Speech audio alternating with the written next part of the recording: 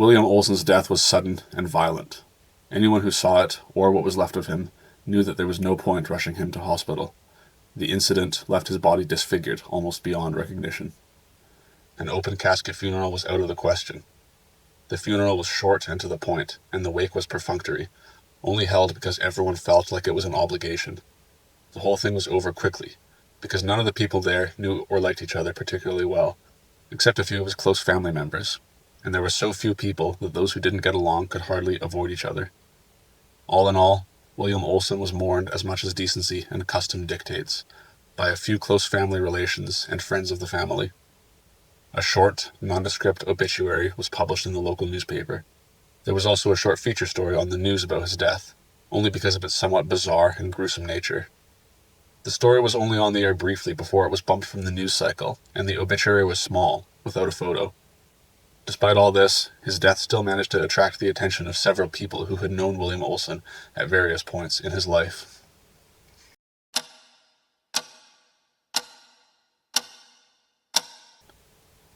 Karen Belfort awoke groggy and irritable one autumn morning on a Sunday. This was by no means unusual for her. The thin, moth-eaten white curtains on her window were no match for the sunlight that was invading her bedroom and rousing her brain from slumber. She rolled away from it, pulled a pillow over her face to block it out, and tried to get back to sleep, all to no avail. It was just after 8 o'clock. Finally she surrendered.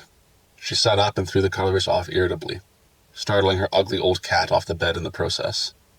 She stayed propped up against her pillow for over 2 minutes, just sitting there dumbly, waiting for her bleary brain to get going, until finally she had to stand up because her white nightie had bunched up underneath her thighs and was making her uncomfortable. So she hoisted herself up, reached a slightly shaky arm out for the glass of water on her bedside table, downed half of it, stuffed her feet into an old pair of slippers, and shuffled out of her bedroom, the scruffy gray cat slinking along behind her. It was a short walk down the carpeted hallway to the cramped little kitchen. Once there, she fumbled with her pillow organizer, scrunched up her whole face, squinting with the effort of deciphering which day's pill she needed, and then begrudgingly conceded defeat and put on her reading glasses. She snapped the lid open, popped 2 different kinds of medication and 1 multivitamin, and swallowed the lot down with a swig of water, then went to put on a pot of coffee. A full pot, even though she was the only one who would drink it. By the afternoon she would be finished drinking it, and by the end of the day she'd have finished another. Her little TV was set up in the adjoining living room so that she could see it from her kitchen table, and she flicked it on to the news to check what the latest scandal was. She was in the mood for a fresh outrage to direct her dissatisfaction towards, and the orange president was just the man for the job. During the advertisement breaks, she muted the TV and read her newspaper. This pastime, alternating between the TV and print news while slurping down mug after mug of coffee, was a simple pleasure, but one of the most satisfying for her lately. Within an hour or so she had read through the better part of the newspaper, and a little groan escaped her thin, colorless lips as she realized that the only section remaining was the classifieds and obituaries. She got up, poured herself another cup of coffee, and sat back down to absent-mindedly leaf through this less interesting section of the paper. It was here that she stumbled upon William Olson's obituary. At first her eyes merely skimmed over it, since it was so nondescript, and at first the name recalled nothing to her. She mumbled the name idly under her breath. William Olson. William Olson. And just then a vague memory played through her mind like a snippet of film reel. The school library in elementary, in a secluded corner walled in by tall shelves. She's looking at a picture book, watching little Billy Olson out of the corner of her eye as he stands there shifting his weight from foot to foot, visibly working up his courage. She knows he has a crush on her, this shy, nerdy little boy, but she has no interest in him whatsoever. She tells herself she hopes he won't do it, but secretly she wants him to, not because she likes him, but because the confession would flatter her. And behind her, little Billy Olson has stuffed his hands into the pockets of his overalls, and strides up to her with a determined look on his chubby, red face. She begins to blush daintily. She's already beautiful at 9 years old, and already well aware of it, as she surreptitiously watches his approach. He stops beside her, inches closer, whispers her name, then stands up on his tippy toes to be able to whisper in her ear, "I like you, Karen." The 4 little words, delivered with such boyish courage, such simple-hearted conviction and significance, send an electric thrill through her. But he can never know that. This short, poorly dressed, odd, lonesome, bespectacled little boy, and her, Tall, beautiful, popular. How could it have gone any different? She steps back from him and turns to face him with cruel mirth in her expression. Oh no! You can't be serious. Billy Olson, you don't stand a chance! Like an untied balloon, he shrinks before her, lowers his head, and she, seized by a childishly insensitive impulse, fueled by her stoked vanity, dashes out from behind their isolated corner, and shouts out at the top of her little lungs to all their classmates in the library that little Billy Olson has just confessed his crush to her. A moment of silence while it sinks in, and then laughter, loud and merciless. Karen Belfort's vision refocused on the present, and she realized she had been staring at the blank wall in front of her. She looked back down at the newspaper to check the birth date of this William Olson, a few months earlier than hers. How many William Olsons had been born that year in their small town? This must be him. Little Billy Olson. So this was what had become of that unfortunate soul. An early death, a nondescript obituary, and no mention of a wife or children to survive him. Not that any of this surprised Karen. Indeed, she could well imagine how his life must have gone based on her childhood memory of him. Unlucky, unhappy, and perpetually lonely. Yes, she could imagine it. She had not seen him since elementary school, and had not thought of him for 30 years, and now for the first time she felt a pang of guilt for how she had treated him. Perhaps it was because she, too, had come to understand loneliness and misfortune. She had been blonde back then, and had fancied that her eyes were almost green, though lately both of these colors had faded, and now her eyes were unmistakably the same dull and plain brown as her thinning hair. She had been beautiful once, but had somewhat lost her looks over the years, and with them, naturally, her breezy and blithe attitude. She worked a menial job that was neither fulfilling nor lucrative. In the days when she could count on a steady series of doting boyfriends and hopeful prospects for free drinks, dinners, and gifts, this had always been enough for her. But now that she was a little older, and, she fancied, wiser, she found herself wishing she had some kind of employable skill. And she figured poor little Billy Olson's life must have been similarly unfulfilled, except that he didn't even have the memory of having once been attractive and popular. He must have died alone, judging by his obituary. Maybe he had even been alone his whole life. Who knew how badly she had damaged him with her rejection and ridicule? That he might have remembered that and carried it with him his whole life. What a thought. It suited her just fine to fancy herself a heartbreaker, but still, she wished she had been more delicate with him. She probably would not have befriended him, but if she could go back and change things, she would have been gentler, and withheld on the needless cruelty of shouting out his humiliation to the entire class. But the unchangeable past was something she tended not to dwell on. God knew how much she wished she could change, but meanwhile each day of the present had to be lived through. The cat slunk under her chair with his arthritic gait, and snaked himself sensuously in between her ankles, gargling a ragged purr that was meant to be charming. She sighed, put down the paper, and stood up to get him his breakfast. He watched her intently through his cloudy grey eyes as she poured the food into his bowl, his tail swishing. Died all alone, eh? Poor guy. At least I got you, Titus, you old ugly thing. I bet you just eat my whole face if I died in here with you, you little bastard. Just wish I hadn't have been so mean to the poor kid. But I guess you can't change what you can't change, right, Titus? She stood up and went to put the food away. Titus pounced on his bowl of food and started wolfing it down without giving her a reply. As she was pouring herself a fourth cup of coffee, a familiar orange face appeared on the news, next to a screenshot of his latest outlandish tweets, and Karen hurried to sit down with her coffee and unmute the TV, all thoughts of little Billy Olson already displaced and reburied in her mind.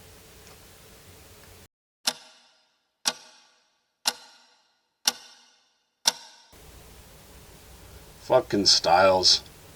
Rory Hayward was still grumbling and fuming about an incident with his coworker earlier that day. It'll be here by the end of the day. Yeah, right. Give your fucking head a shake. He pressed down harder on the accelerator, and his truck roared down the highway, a thin trail of diesel smoke flowing from his exhaust. He scratched the stubble on his neck with a dirty finger, then hawked a wad of mucousy spit out the window.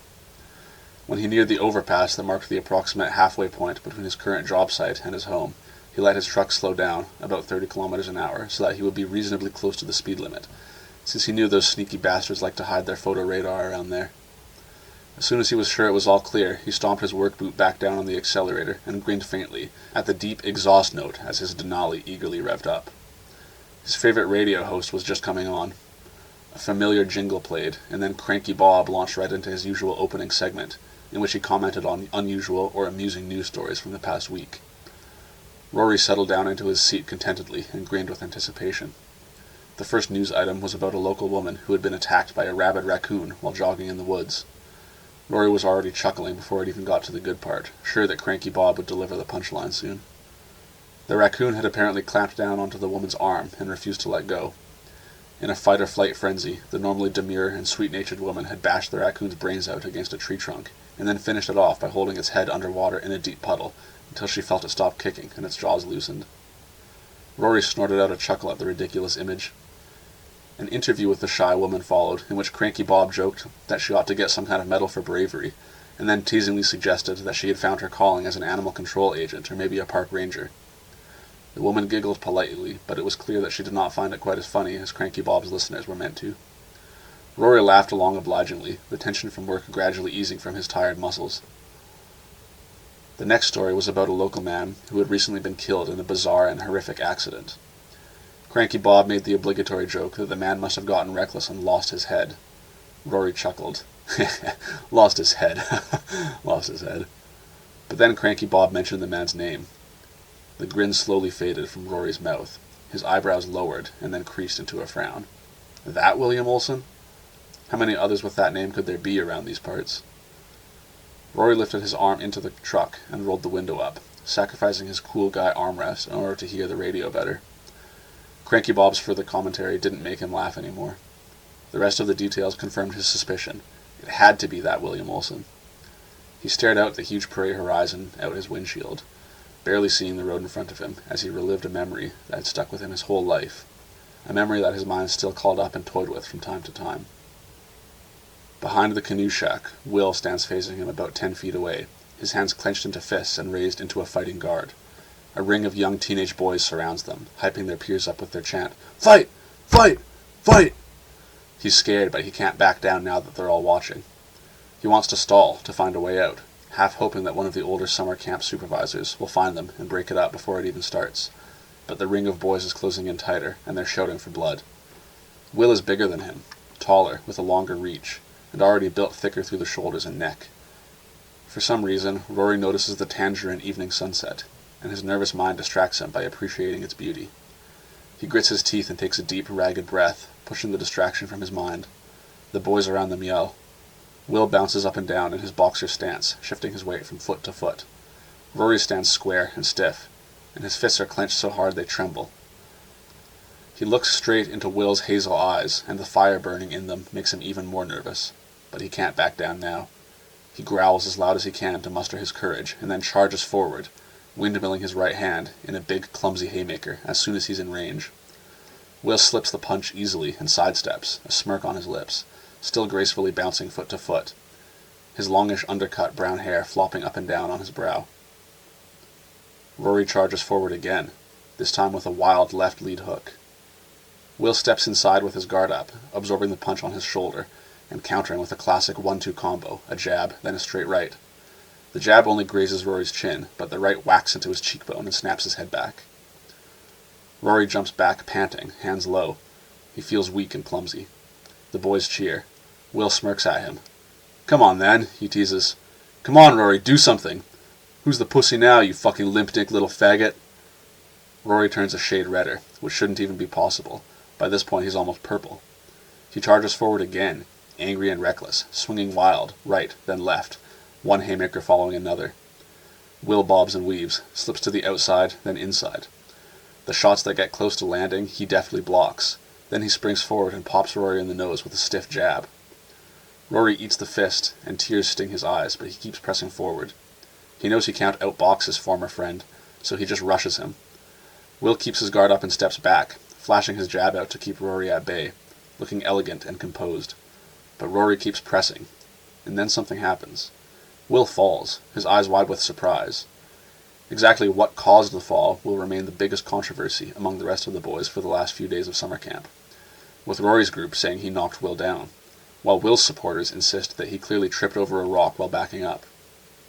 Either way, Rory doesn't hesitate to take advantage of it. Will lands hard on his back, and Rory swarms him.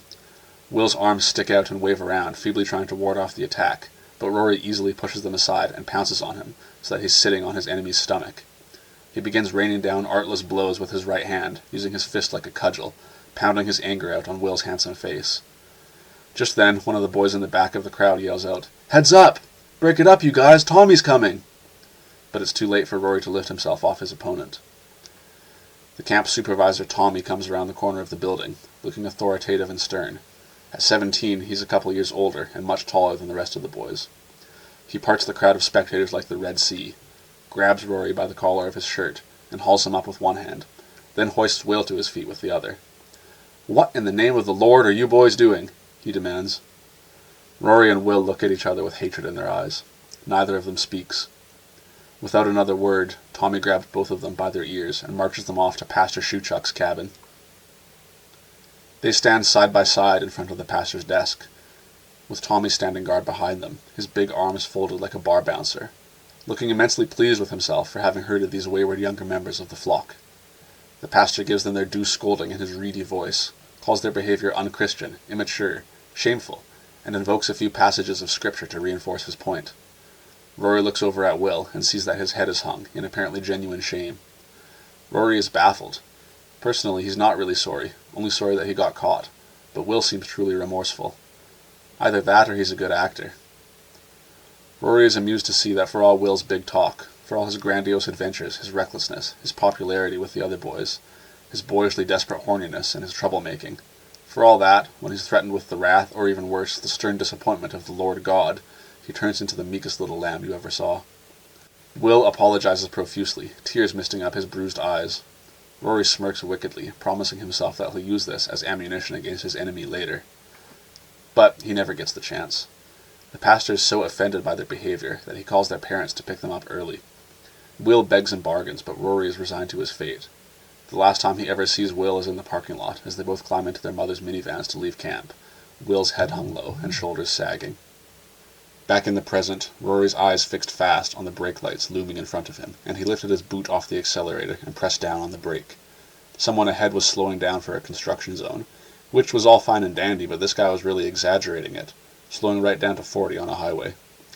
Rory honked his horn a couple times to smarten the cautious driver up, but to no effect.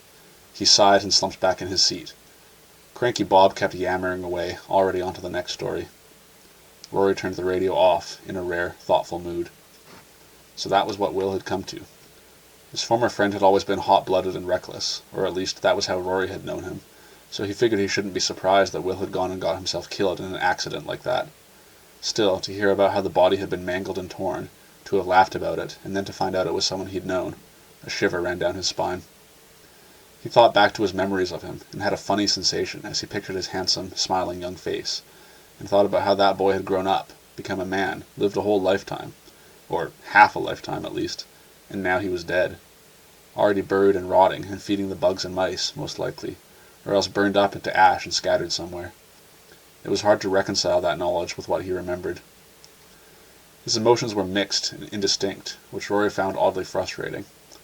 On the one hand, he had liked Will at one point. In fact, for most of the month-long camp they had been best buddies, inseparable, bound together by their shenanigans in their boyhood. But on the other hand, even now, 26 years after the fact, it still rankled him a little to remember the bitter words that had driven them apart, and he could still remember how Will's fists had hurt him. And, buried somewhere in a part of his brain that stored ghosts of thought that couldn't be put into words, not even in his own mind, he had always carried the knowledge that he had gotten the better of that fight purely by chance. He wondered, too, whether Will's religious fervor had waned as his own had over the years. Most likely, he figured. In his observation, most adults became the opposite of whatever they had been as young teenagers, at least when it came to religion. Himself, he still went to church, but only a few times a year. Christmas Eve, Easter, and the like. He still thought of himself as a Christian.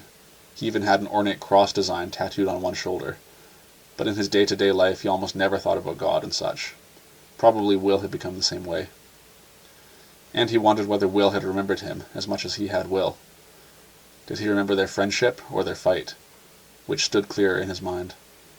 For himself, he knew the answer, but Will had been a bit different. Had his former friend hated him, missed him, forgotten him entirely? Only God knew. Meantime, Rory had pulled onto an exit ramp to get off the highway, and a Tim Hortons sign caught his eye. He could use a BLT and a soup, maybe treat himself to a donut. It had been a long day, and he wanted to pick me up.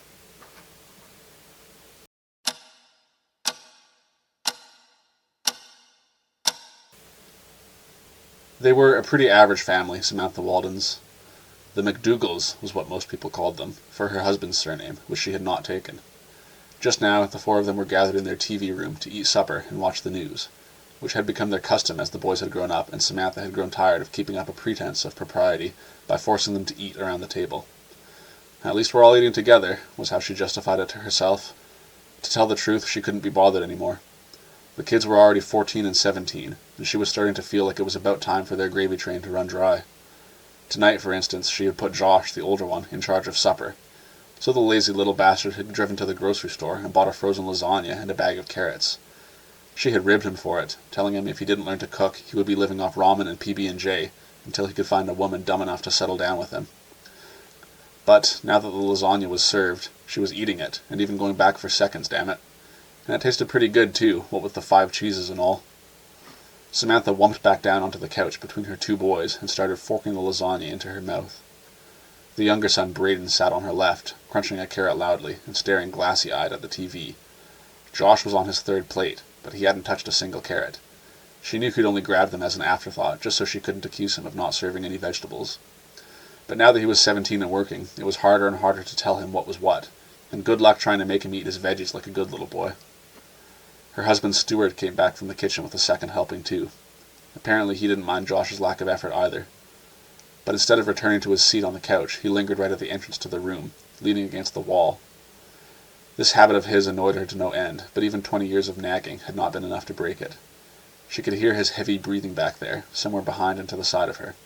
Every time he hovered back there when she was sitting, she had the unpleasant feeling that someone was breathing down her neck.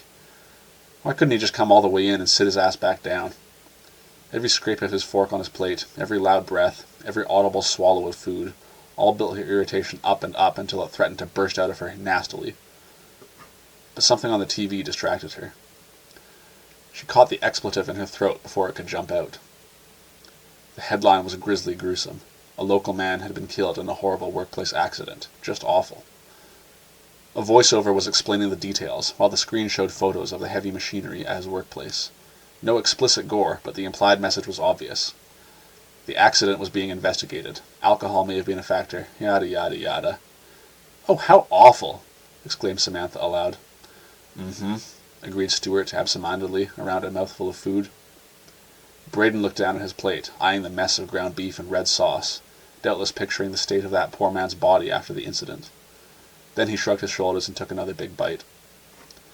"Friends and family of William Olson, aged 41 at the time, say he was," read the news anchor. Samantha froze with the carrot lifted halfway up to her open mouth.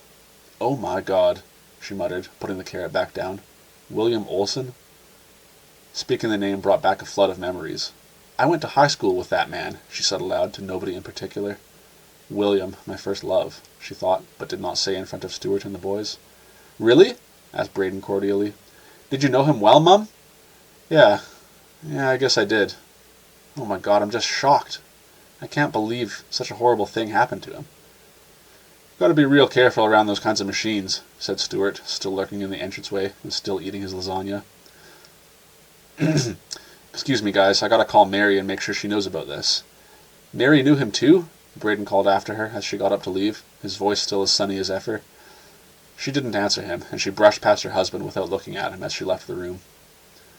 In the kitchen, she dumped her plate on the counter, wiped her hands off on a hand towel, then picked up the phone and went up to her bedroom. Mary's number was already dialed and ringing as she climbed the stairs. "Hey, Mary, it's me," she babbled as soon as she heard the other side pick up. "Look on Channel 4 right now. William's dead." "Yes, that William." "Olson. It was some kind of horrible accident. Oh, it's just awful." No, I'm fine. It's just shocking, that's all. Honestly, we hadn't spoken in, God, just about 20 years. But can you believe it?" "Yeah, me too. Who would have figured he'd end up working that kind of job anyway? He was such a creative guy, real artistic type, remember?" "Well, that was how we met, doing that photography assignment." "Yes, remember the photo shoot he did of me? All black and white, real artistic. He made me look like Madonna. Well, this was what, 93 or 4? I used to be slim back then, would you believe it?" "Exactly, yeah. It's just so strange that he ended up working that kind of job, you know. I figured he would have become an actor or a movie guy or something like that." "Well, it's a shame, a real shame." "Oh no, don't be. I mean, it's not like we were close anymore." Well, yeah, I guess so. He sure was, yeah. I remember how jealous I used to get when he'd be talking to other girls in the cast. Yeah, and when he had to kiss Bailey Beckman in West Side Story, and I wouldn't talk to him for a week after that. Samantha giggled, then quickly remembered herself and regained her composure. Ah, we were just stupid kids. Right. Oh, I don't know. I never heard anything about a funeral. I mean, of course I'd go if anyone told me about it, but I wouldn't want to impose. What would I tell his wife and family? That I was his girlfriend back in college? It would be... never? Well, how do you know he didn't? Well, that surprises me. He was such a nice guy and so handsome. Tall, dark, and handsome. What? Mary? Well, no, not the first, but possibly the best. Oh my gosh, don't ever bring him up around Stu. He's got no idea. Well, of course I'm a little sad, but sometimes life... What? Oh, that's totally okay. Well, take care, Mare Bear, and call me whenever. We'll get together for a drink soon. After church, how about? Okay, love you too. Bye. Samantha hung up, exhaled deeply, and sat still on her bed for a few minutes. She caught sight of herself in the mirror, and wondered if William would even recognize her. Of course he would. You don't hardly look any different. But would you have recognized him? She had never imagined that he would work in an industrial environment. Never would have imagined that he'd be unmarried at 41 years old. And after the last time they had spoken all those years ago, never would have imagined that the next thing she'd hear about him would be a news story about a deadly workplace accident. Sometimes life is funny that way. That was what she had been about to tell Mary before the conversation had been cut short. Not ha-ha funny, of course, but more like inexplicable than funny. Poor William. She moved her tongue around in her mouth, licking up lingering remnants of tomato sauce, and realized she was thirsty. She got up and went back downstairs to get a drink of water, then went to rejoin her family in the TV room. Before she went in, she paused. Her boys were still sitting there eating, and Stu was still lurking in the entranceway, leaned against the wall. Someone had changed the channel in her absence, and now Family Guy was on. From behind him, she saw Stu's whole body shake as he guffawed at a weak joke in that annoying way of his, kind of stifling the laugh, so that instead of just coming out normally, it sounded like he was choking. She thought of William again. They'd been happy together, despite the darkness in his soul that had eventually pushed them apart. She knew it was silly to compare, that it was just nostalgia making her wistful, but still, she at least wished she could have stayed in contact with him, if only he'd allowed her. Stu turned around and saw her standing there, a stupid smile still fading slowly from his lasagna-stained lips. She sighed, brushed past him, and sat back down between her boys. Who's got the remote? Give it here, Braden. I'm not watching your stupid cartoons, that's for damn sure. She snatched the remote from her son and changed it to the Home and Garden channel. She didn't feel like watching any more news tonight.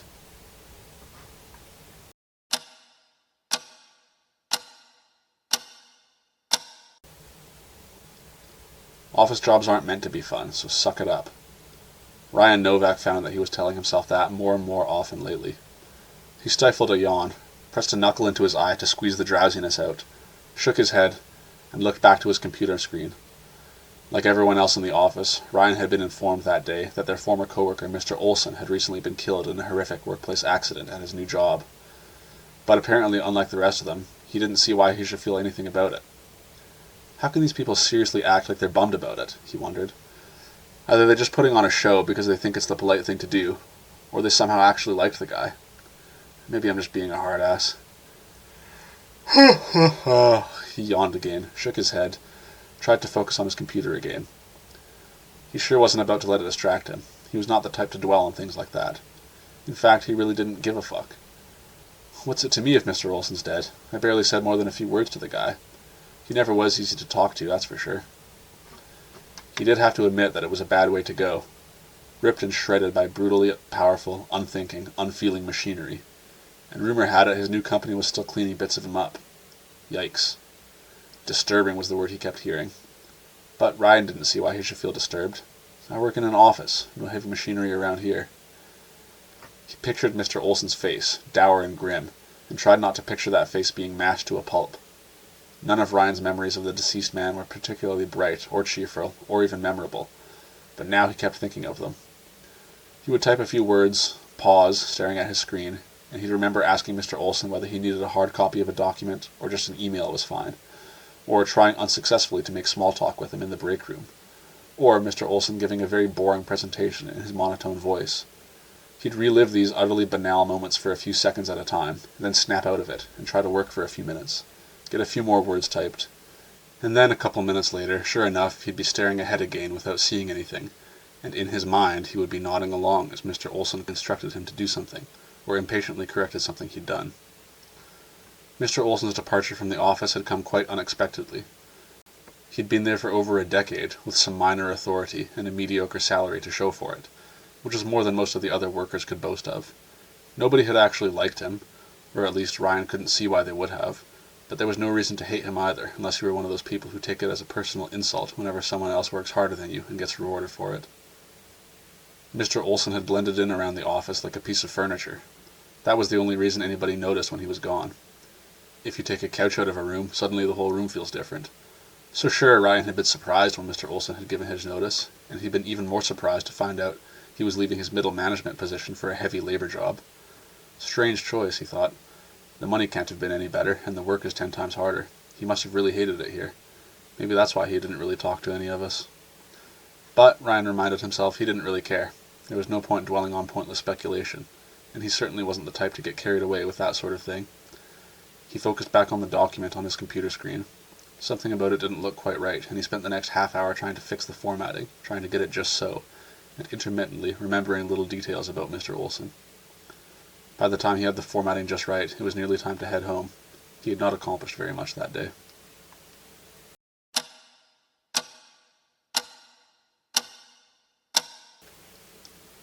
Linda was there at her usual time, loitering around outside the liquor store, but not so close to the doors that the staff would shoo her away. She knew customers didn't like seeing people like her too close up, so she stood well aside, leaning unobtrusively against a wall, with her golden retriever Moose Meat lying down calmly at her feet. But she was getting a little impatient. It was already near 6. Usually the man in the grey coat would have been here already. Maybe he'd went and got himself held up at work. Smart, good-looking guy like that must work in some sort of fancy office or something, she figured. Still, he was never late before. In the few months she'd known him, the man in the grey coat had reliably shown up at the liquor store between 5:20 and 5:40 every Friday, and always got himself a 2-4 of beers, and ever since the first time she'd seen him and asked for his change on the way out, he'd spared her a couple beers instead. It was even better, to tell the truth. At least a beer filled up her belly a bit and kept her from spending the change on something worse at the end of the night. Though she'd still get change from strangers if she could, and make no mistake about it, but from the man in the grey coat she didn't mind getting some beer. He was a kind man, that one. He knew how to talk to a lady, and he was good with moose meat too. After the first couple times, he'd even started bringing a treat for the dog every Friday. And he didn't just throw the beer at her and hurry off without a word the way most people did with their change, neither. He'd stay and chat her up a bit, ask about her health and whatnot. Did she have a place to stay the night? Did she have enough to eat, and so forth. He seemed especially concerned about the dog, which she was used to from most people. For most strangers, it usually irritated her, as if she didn't know how to take care of the fucking thing. She took pretty good care of old Moosey, and he took care of her too. But when the grey-coat man asked about her dog, he did it without talking down to her. He was real genuine about it. Talked to her like a human being. That was what she liked about him, even more than the beer. And he wasn't afraid to pet Moosey just because he was a little dirty, neither. More of a brown retriever than a golden retriever, how much dirt he picks up, she had quipped more than once. And the grey-coat man had always smiled at that, and always scratched Moosey behind the ear, just on that spot he liked, so that his rear leg would start pumping in circles, like he was the one scratching the ear himself. It kept getting later and darker, and she could tell Moose Meat was getting hungry. "Come on, Mr. Greycoat, where are you?" she wondered aloud. She didn't know his name, and didn't really need to. A name was just whatever people happened to call you, and she was fine to call him the man in the grey coat, at least until he showed up wearing something different. Across the parking lot, on the sidewalk out by the street, she could see Hank passing with a shopping cart full of bottles and cans. She'd recognize him anywhere, what with his long, rust-colored hair braided all down his back. He stopped to fish in the bin by the bus stop, but she'd already been through that one. Nothing but a single dirty beer bottle. "Hey, Hank!" she called out to him gruffly. "Early bird already got that worm." He paused, stood up as straight as he could to see who'd hailed him, then wheeled his cart around and came across the parking lot to her.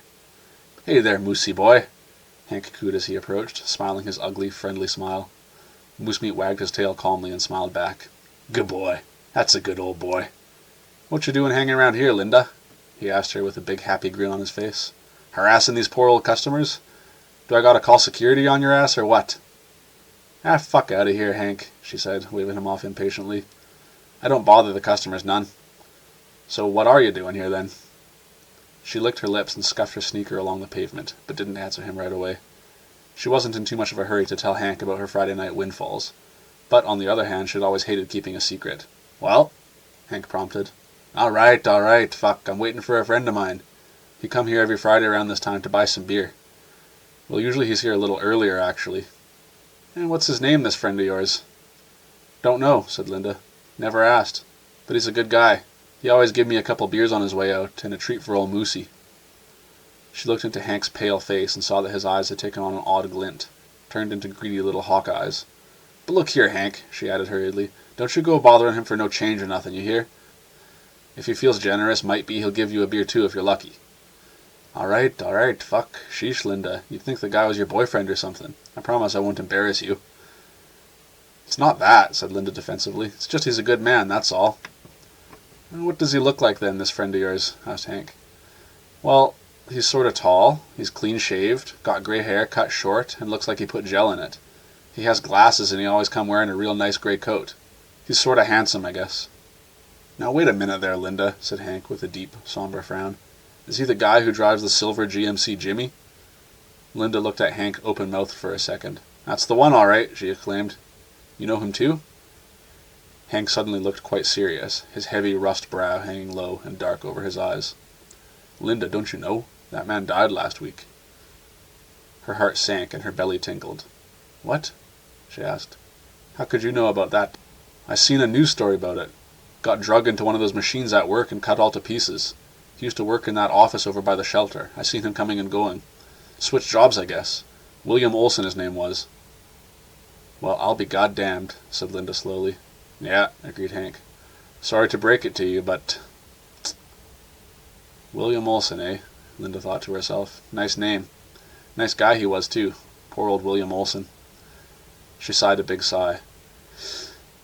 Well, Moosey, looks like there's no rawhide for you tonight. And no more beer for me, neither. But that was okay. It was fine by her. She was more bummed out to hear what had happened to such a good-hearted man. It was dark out by now, and she was getting cold. Well, I guess there's no sense hanging around out here no more, then. That's a real shame, though, Hank, about that William Olson. He was a good type of person, I can tell you that much for sure. I believe it, Linda, said Hank, nodding solemnly. I'll say a prayer for him tonight, I promise, if I can remember to. Linda shrugged. Prayers wouldn't put William Olson back together, and they wouldn't fill up her belly neither. Besides, she seemed to get along just fine without them. Guess it's about time to get going, then, she said resolutely. May as well see what's on over at the shelter. Chicken noodle, Hank told her, spoiling the surprise. She scowled at him, but he didn't notice. Yeah, and I already got mine, Hank continued. Well, I'm off that way anyhow, she answered back. Will you take care then, Linda, said Hank, turning to leave. Yeah, I always do. Come on, Moosey, she called, already starting off. Let's go see if they have a little something down there for you too. A little something for both of us. Moosey pricked up his ears, watched her go for a minute, then got up lazily, stretched, and trotted along after her.